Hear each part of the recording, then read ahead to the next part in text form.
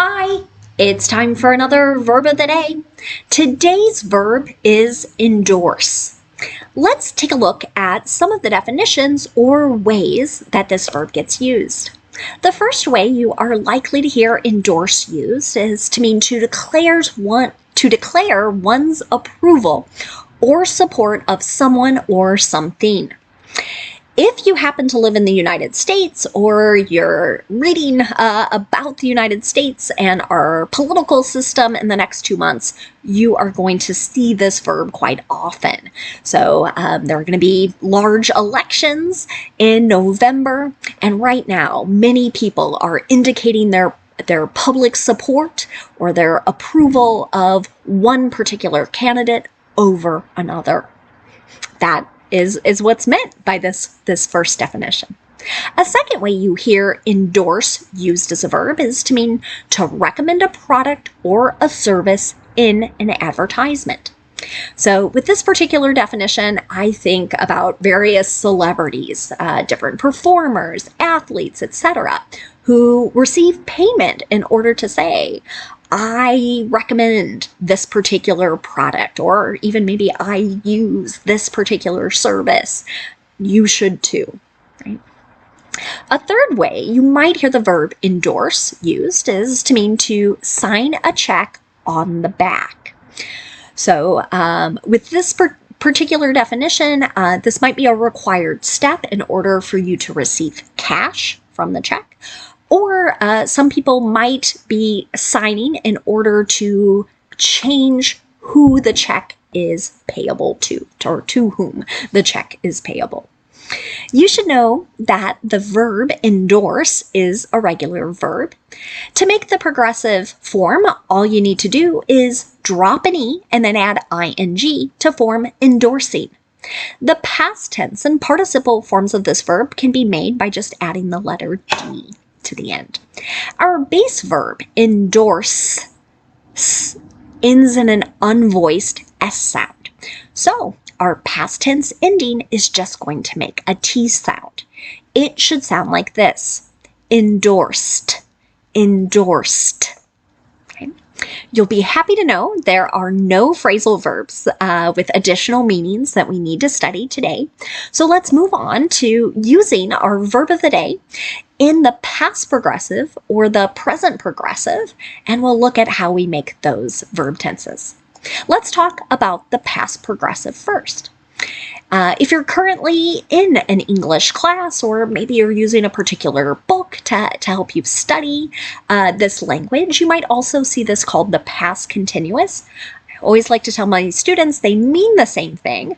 I like using past progressive because 2 P's in the title help me remember I need 2 parts to make my verb in the affirmative.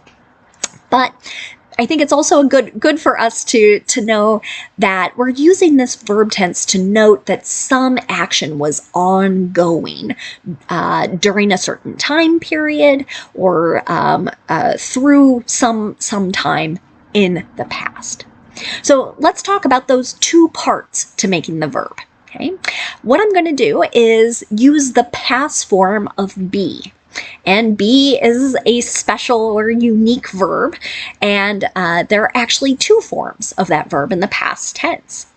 If our subject is I, he, she, or it, we'll use was, and then we use that ing form of the verb next. That's our second part. Or if our subject is you, we, or they, we'll use were, and then the ing form of the verb. Let's take a look at an example sentence.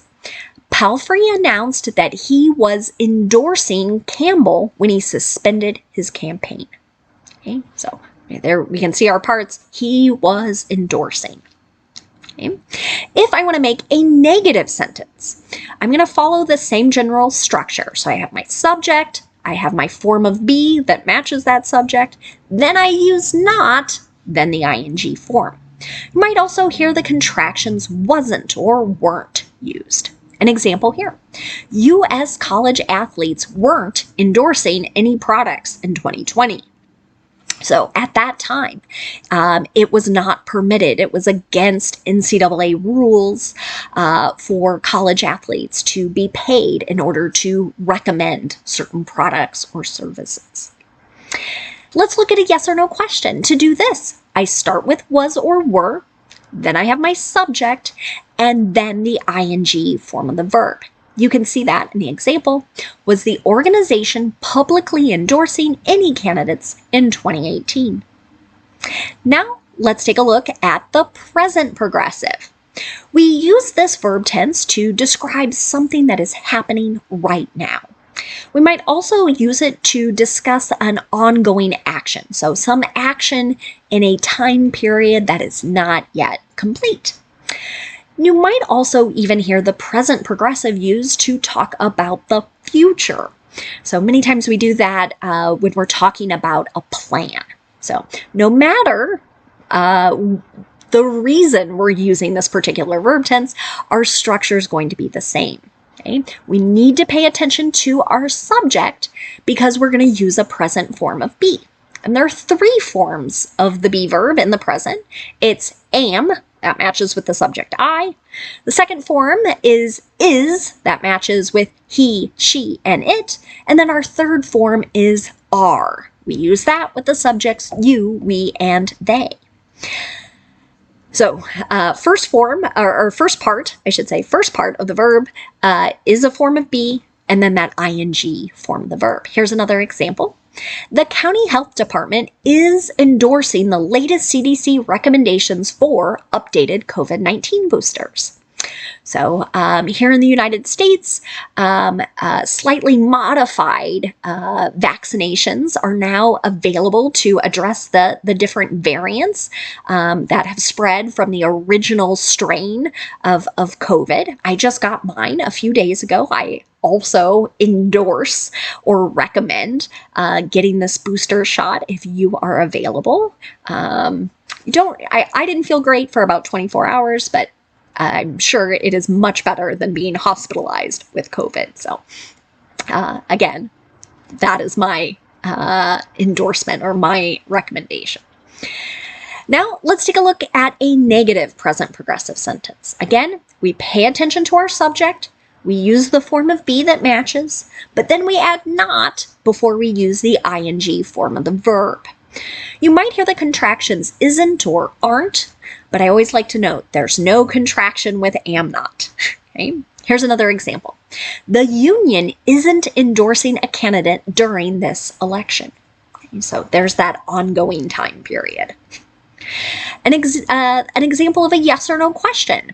Our structure here will be to start with a form of be, then we have our subject, so be's got to match the subject, and then you see that ing form of the verb. Here's another example. Are many influencers endorsing products on social media? Right? So this connects to that idea of receiving payment in order to make a recommendation. Now, let's spend some time looking at words that are related to our verb endorse. And the first word we're going to look at is the noun endorsement.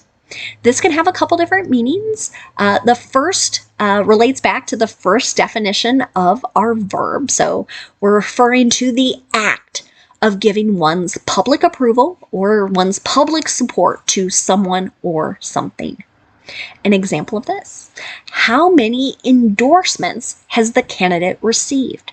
So here maybe we're asking how many other people, how many other organizations are publicly offering their support to this candidate. A second way you'll hear endorsement used is to refer to the action of signing a check on the back. An example of this: there's space on the back of the check for your endorsement. Another way to say this would be there's space on the back for your signature. You might hear both. If you're at a bank and receiving instructions from a teller on how to proceed with a certain transaction. Another related word you might hear is the noun endorsee. A couple different meanings here. One would be referring to a candidate, a person who receives the endorsement or who is endorsed by a particular person or a group. Let's look at an example of this. The former NRA endorsee said he would support a ban on assault rifles. Okay, so NRA stands for the National Rifle Association. It is a large organization here in the United States that generally opposes any sort of legislation that limits one's access to or ability to use various forms of guns. So here we're talking about a candidate, a person who in the past the NRA had said, we support this person. We think this is a good candidate. But now this person supports legislation that bans people from owning assault rifles. So hope that's sort of clear what is meant by endorsee. A second way you hear endorsee, again, goes back to banking and checks. So here we're referring to the person whose name is written on the back of the check who is able to receive money or receive the proceeds from a check. An example of this was an endorsee named on the check. Last related word is endorser. This is also a noun, and we're referring, again, generally to a person, but it can refer to different types of people. One might be referring to someone or a group who endorses a particular product or service. So an example here, who is Nike's latest endorser? So this is likely going to be an athlete, right? An athlete who says, I wear Nike shoes, Nike clothes, they're the best, they help me perform my best. Okay. A second way you might hear the noun endorser used is, again, to refer to someone or a group who makes public statements that offer approval or support of someone or something. An example of this, the former president is a frequent endorser. So here we're talking about an individual who makes many public statements supporting different candidates. A third way you'll hear endorser used is to refer to the person who signs the back of a check. An example of this, does the endorser's signature look legitimate? Right? So here, maybe someone is questioning if the right person has actually signed and should be receiving the proceeds from a check. Thanks so much for watching today's video. I hope you have a great day.